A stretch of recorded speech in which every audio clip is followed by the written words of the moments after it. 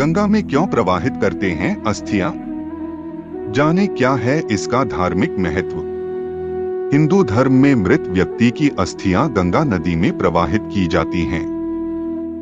इसके पीछे कई धार्मिक मान्यताएं और कथा प्रचलित है।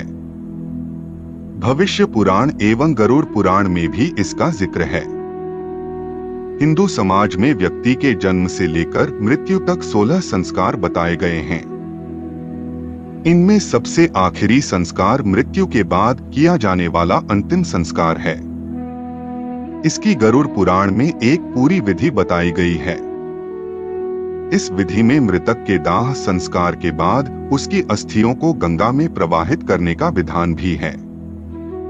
इसके पीछे की शास्त्र सम्मत वजह और मान्यताओं के बारे में आज हम आपको बताने जा रहे हैं।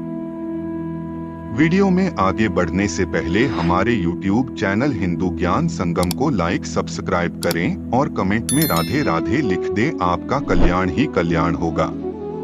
श्री कृष्ण ने बताया मोक्ष का मार्ग। पंडित रामचंद्र जोशी के अनुसार गंगा में अस्थि विसर्जन के महत्व को भविष्य पुराण में श्री कृष्ण ने बताया है। राजा भागीरथ के प्रयासों से गंगा के पृथ्वी पर आगमन के समय श्री कृष्ण गंगा स्नान का महत्व बताते हैं। इसी प्रसंग में वे गंगा से कहते हैं कि मृत व्यक्ति का शव बड़े पुण्य के प्रभाव से ही तुम्हारे अंदर आ सकता है।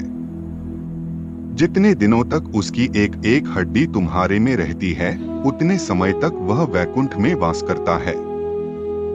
यदि कोई अज्ञानी व्यक्ति भी तुम्हारे जल का स्पर्श करके प्राण त्यागता है, तो वह भी मेरी कृपा से परम पद का अधिकारी होता है।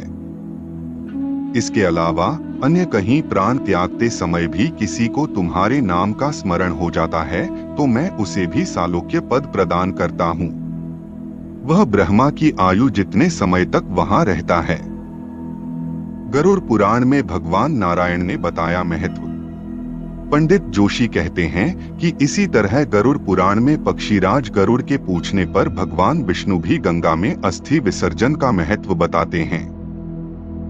वे कहते हैं कि जिसकी अस्थि गंगा जल में प्रवाहित होती है, उसका ब्रह्मलोक से फिर पुनर्गमन नहीं होता। मनुष्य की अस्थि जितने समय तक गंगा जल में रहती है, उतने समय तक वह स्वर्ग लोक में रहता है।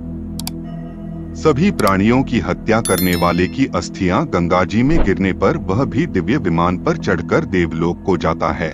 इसलिए माता पिता सहित परिवार के सदस्यों की मृत्यु पर उनकी अस्थि का विसर्जन गंगा में जरूर करना चाहिए। सगर के 60,000 पुत्रों को मिली थी मुक्ति। गंगा जल से मुक्ति के संबंध में राजा सगर की कथा भी धर्म शास्त्रों में प्रचलित है। जिनके 60,000 पुत्रों की कपिल मुनि के श्राप से मौत हो गई थी, जिनकी मुक्ति के लिए ही उनके वंशज भागीरथ ने तपस्या कर गंगा को पृथ्वी पर अवतरित किया था। इसके बाद गंगा के स्पर्श से ही सगर के सभी पुत्रों को मुक्ति मिली थी। आज के लिए बस इतना ही। मिलते हैं न्यू वीडियो पर। जय हिंद, जय भारत।